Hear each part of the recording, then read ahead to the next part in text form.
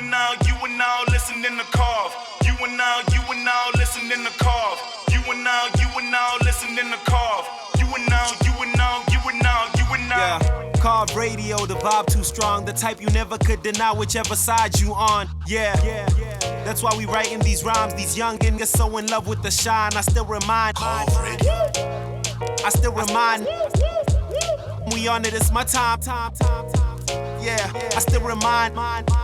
Every day we on it, it's our time. Carve Radio. Hello and welcome to the Carve podcast series. We are out at Molley and it's an interesting one today, something that I have never done before. On the drop this Friday, two artists are going to be dropping one single, another one will be dropping a mixtape. And I thought, well, why not bring both of them out to sit down with us and have a chat with us about what they plan on dropping. So today we have Molley and we have Touchline Truth that are going to be chopping it up with us. Hi guys, how you guys doing? Yo, what's up? Thank you for having us.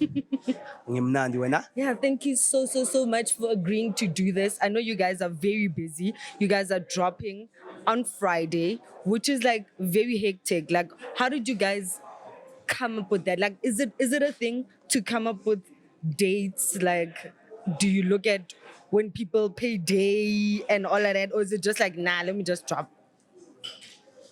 Well, with me, I mean, with us, you know, Yeah.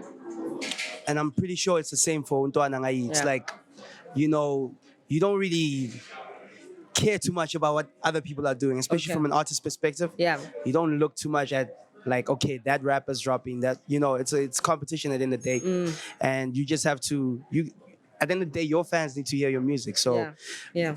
payday, no payday, people get the music anyway. But so. Friday always seems like a good day, right?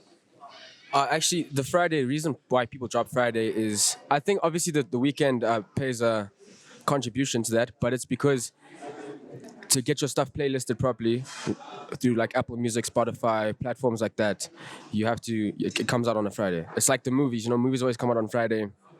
Same thing with songs when you submit them like 2 weeks prior. So that's the main reason why people pick Fridays. But obviously also the weekend plays a big part.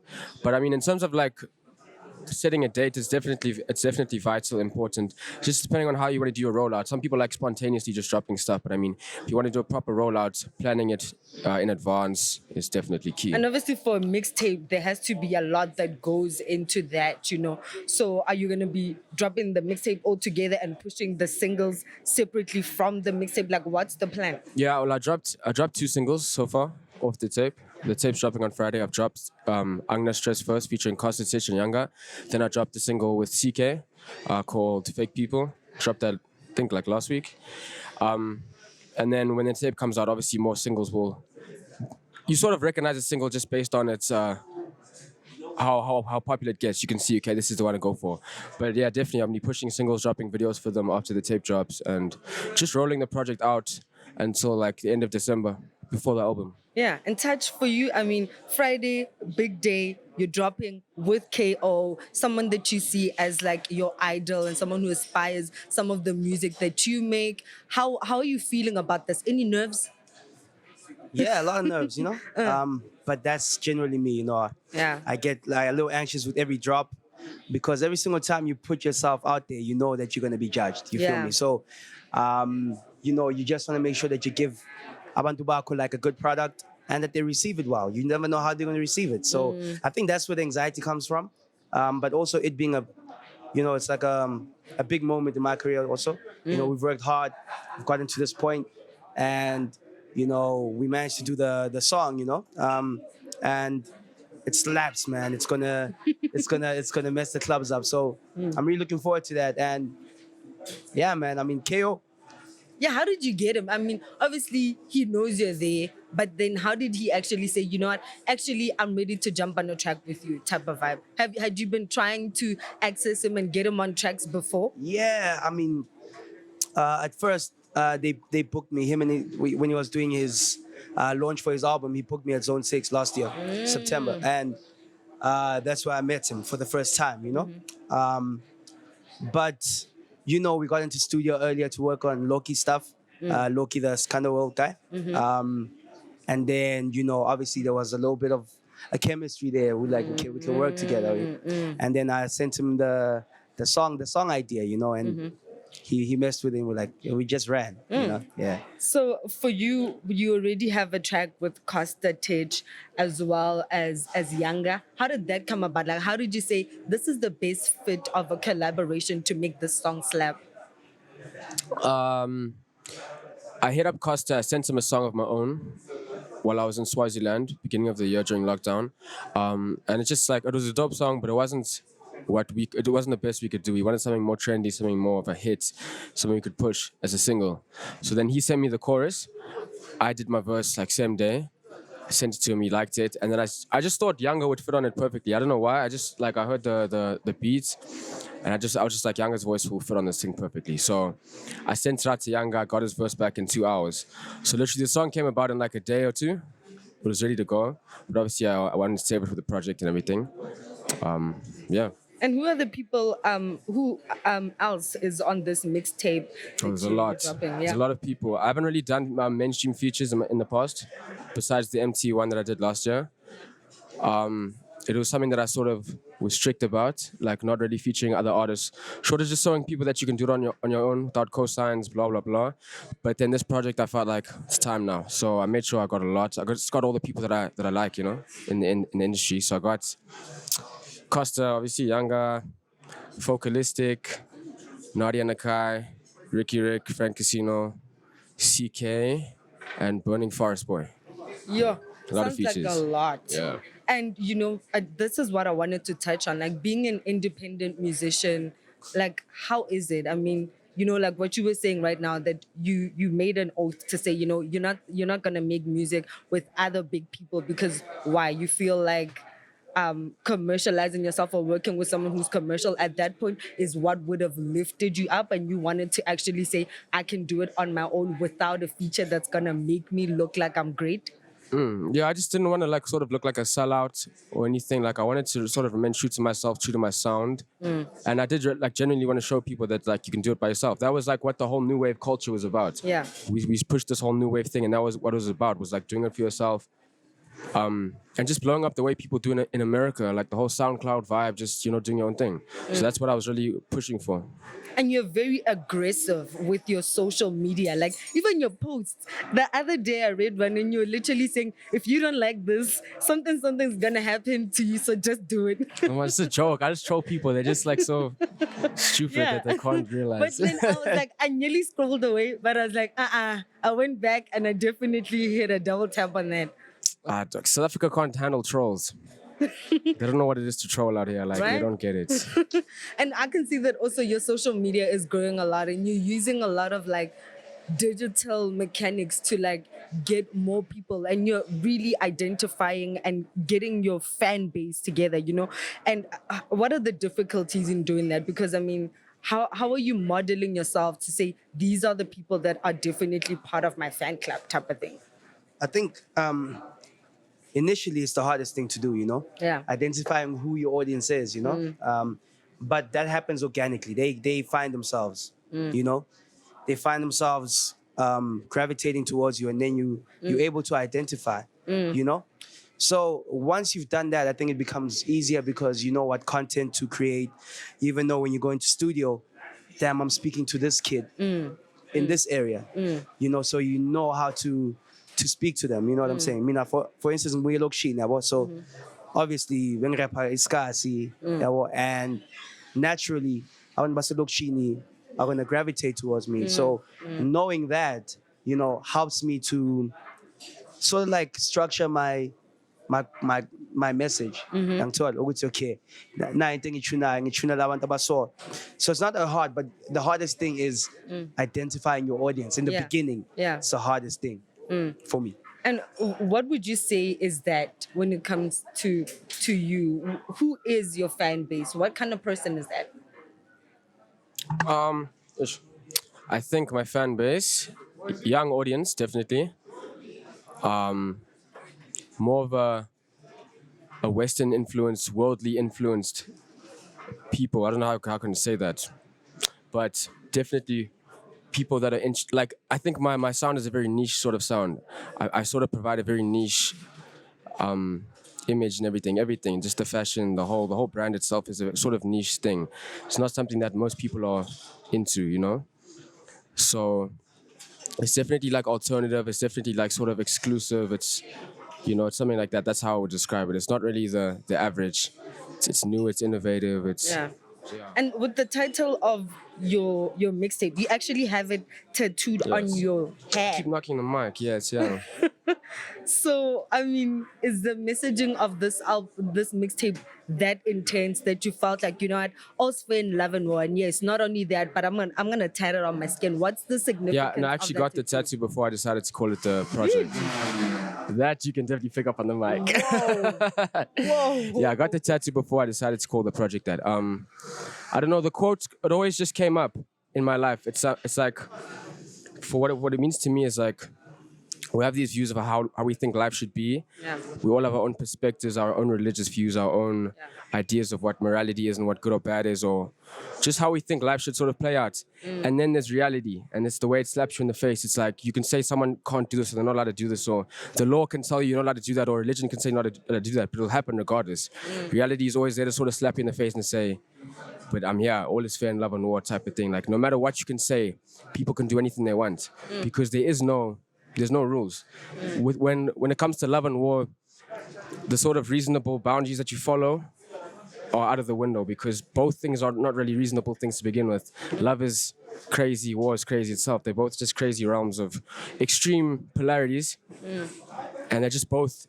That it's life is fair in the sense that it's not fair. It's not fair to anybody. So in that sense, it's sort of fair.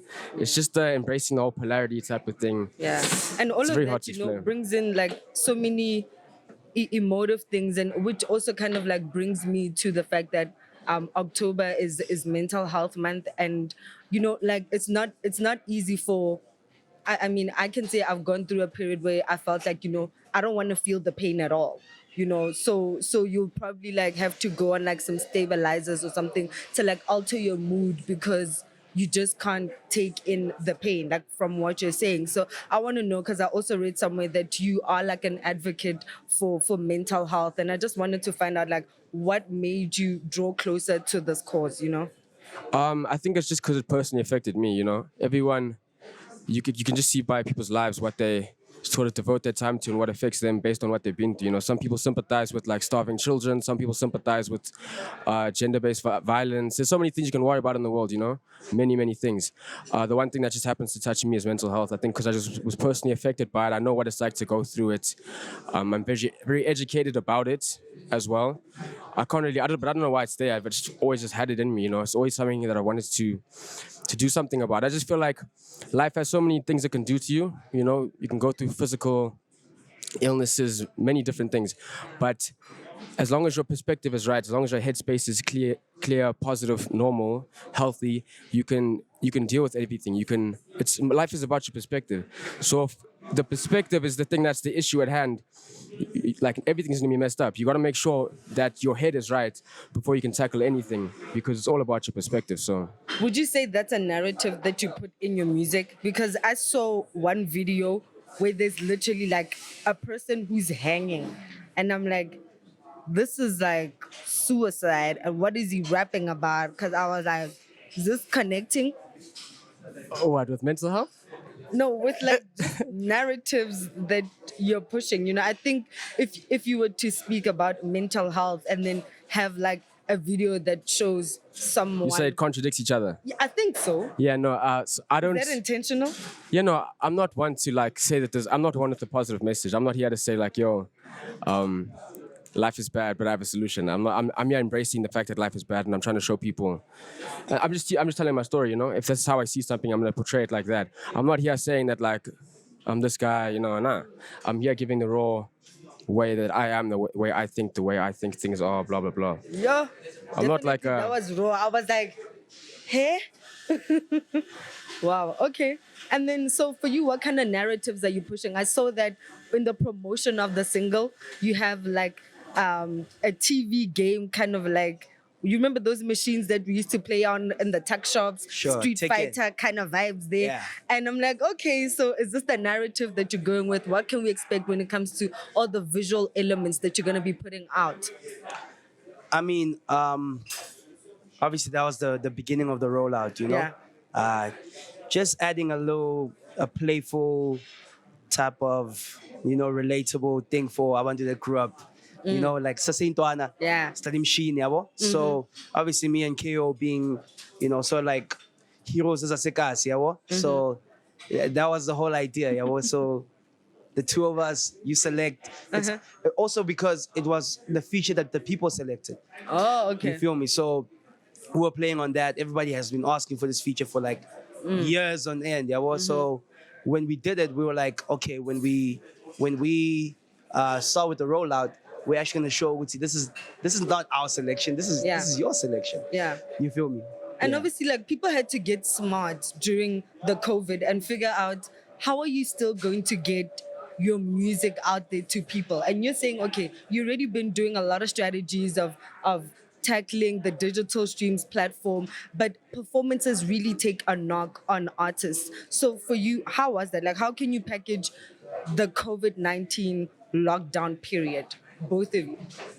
How can we package it? Like, Like, what's how our? was it? What were you it up was terrible. to? Like, what was the first thing that crossed your mind when they said that? What kind of opportunities were in the pipelines, and how did you make sure that some of those things still exist? Oh, good question. Long question. Extensive question. Broad question. True. It was bad for me personally Yeah. because I was stuck in another country. So Yeah, you in Swaziland, right? yeah, it was hell. Worst time of my life, really. I was stuck for 4 months. I was supposed to go for 3 days. I was in there for 4 months. So it's just Yo. very bad. crazy. Not Did you have all financially your because stuff that you needed? Is that like home? no, Did you I have took your recording equipment. I took like 3 shirts, 3 t-shirts, Ah. 3 pairs of pants. I was going for 3 days. Ah. I went with my manager. We were staying by his family. I got trapped. But we were cool. Like, I didn't have to stress about anything. And I didn't have to pay for anything. Like, I'm out in Swaziland, living on a mountain. What do you have to pay for? You know what I'm saying? I was chilling. Like, I wasn't, like, stressing. But it was just a bad time because, like, I was completely taken away from my normal day life.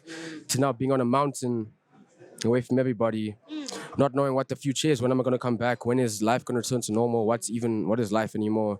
I think Corona just shocked everyone. It just, like, slapped everyone in the face, like I was saying earlier. It was just humbling for everyone because it just stopped every single person dead in their tracks. But we made a way. I don't know.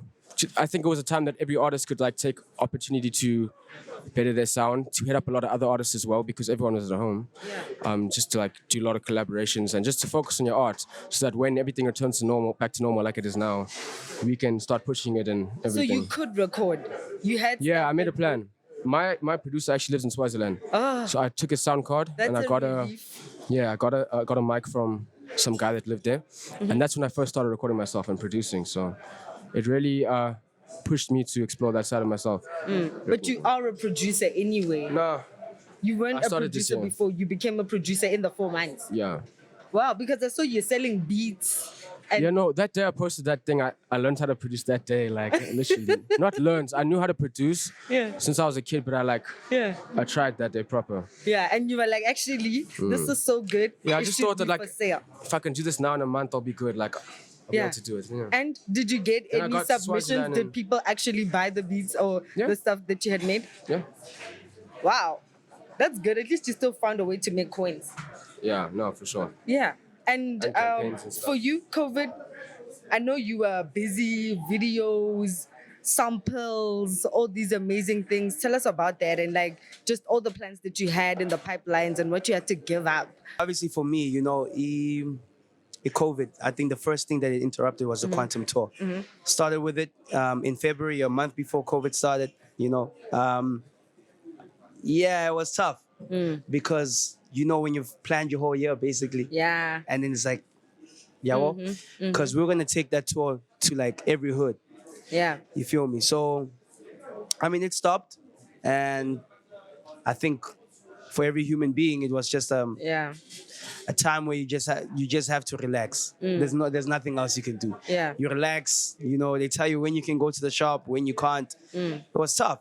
It was psychologically taxing. It's like, "Kenzakalani la, yabo?" So every single day you'd wake up and you try to find something to do. But I was away from the studio and all I could do was write. I could create content, with my phone and just keep people entertained, man. Me and my fans were really close during COVID until I went on a hiatus for like 3 months. It's like shut down everything. Yeah, Why? I needed that. I needed that for my own sanity, you know. I felt like also when you're always online, you seek so much validation from people with every post. You want to see, is it wanna getting see the interaction? likes, you wanna see Yeah, the are they engagement, feeling what yeah. I'm saying? Are they feeling my new song? So I was like, you know what? And I've taken this now. I'm not on social media the way I used to be, just for my own, you know, mentality. Because if I can stay away from social media for like a month or two, you know, people are busy with everything else, you know. Yes, your fans will find you and be like, oh, let's keep on. But they're busy with so much other stuff that you don't really need validation to keep on existing. You don't need them to say, we love you. You don't need them to say, oh, that song is hot. You're just relaxing. You're being a human being. It's a drug. Validation is a drug. And I started popping a lot. And I didn't want to be addicted to the love that people give me. You feel me? Okay. Yeah, because it's gonna mess me up in the future. I know. Yeah. You Have know? you guys met like formally? Are you guys like in the streets like, yo, what's up? Never that. Nah. It's the first time you guys First meet. time. Yeah. Okay, let me do this. So Touch, this is Jay. Jay, it's Touch. My nigga. Sure. Well, okay, so you guys are young musicians in the space, and what do you guys think of it? Like, you have a whole thing that's called a new wave, and so many people are trying to bottle this thing. How can we, like, what do we say about it? What is this new wave? Because it's basically the future of what, hip hop in South Africa? Nah, man, people lost track of that whole thing. I don't even really talk about it anymore because Yeah. people just Of the new wave. yeah, it's boring now. People don't know what it was. Like what it really was like SoundCloud rap, influenced by like the likes of Lil Yachty, Playboy Cardi, Lil Uzi Vert. That was what it was about. It was about that culture of fashion, that culture of music, that culture in general. Like the new wave that was in America, that was rising at the time. We were inspired by that as kids, and we try to emulate that thing, and that's what started as the new wave. And then people, the term just got too big, widespread. People didn't even know where it came from, and they started like framing it in the sense of like, you're a young rapper, now you're new wave. It's not what it is. So now people, they're saying like, Focalistics, new wave, which I mean, now new wave is something else. I don't know. Now they can say that, I guess. But what it originally was not that. It was very like American SoundCloud rap. But don't you think Fashion you're part of the type thing. future of South African sound? And if we can coin it, steal the word, and say it's new wave, wouldn't you guys say you're part of the future of a different sound of what South African music will be running with in future? Yeah, for sure. But I think that the people that they've now labeled new wave is not part of that sound. So now it's just, what's new wave anymore? I think now it's just like in new wave has now been sort of like translated into not a sound but like the era. So it's a new generation. yeah, that's what I'm saying. Which is what he's saying. That's not the case. It was actually a movement. The new wave is it's sort of like a movement. And for instance, I rap in my own way, Jay raps in his own way, but we classified as the new wave because we in the same era, same generation. So, but what kind of sounds do you think are gonna come out of that? Like, are we gonna find new wave artists, or what we now call new wave in South Africa, sampling a Kulichana track? Are they now the veterans of the game? Yeah. Definitely. I mean, I'm a man and now close to retirement, and Are they? yeah, they are. I Really? mean, yeah, I believe so. I mean, they close to being like, okay, cool, I'm gonna move and do something else, you know? Maybe still in the music, but not necessarily put out tracks, because also at the end of the day, it's hard to remain as hungry as the kids are, If you like 20 years older than the kids, it's gonna be hard to be trying to compete with them, So I can see that whole shift happening. If you look in the States also, I'm a good man aren't putting out music like that, They come through sometimes, but it's always the youngins that are running it. And I think, like you spoke about the coolies, they are, the previous generation. There's generation yabo pro kid, nabo chaba yabo. But AKA is still in there. He was like the middle child at that point, coming through with Kulichana. So yeah, I don't know what the future holds for Amakhred Man, but I know that right now we perceive them as as OGs, and we're taking it from where they left off, type of vibe. And I mean, are you guys itching to get back on stage? Yeah. Yeah. Or if you have killed any performance in 2020? I don't know. I can't actually remember. I don't really remember my performances. Didn't you open for Post Malone last year? Yeah, but I think the better one was the Travis one. That was my most favorite, I think. Travis, the Castle Light one. Yeah.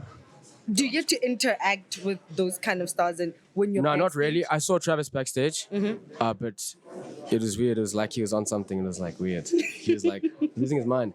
He had too much security. My one friend took a picture with him, but I didn't try to say anything to him. I could see he wasn't. The magnitude, like what does that mean for you to see yourself on that kind of big stage, or you get to open for like a big international musician that maybe you might have said you find influence in his music?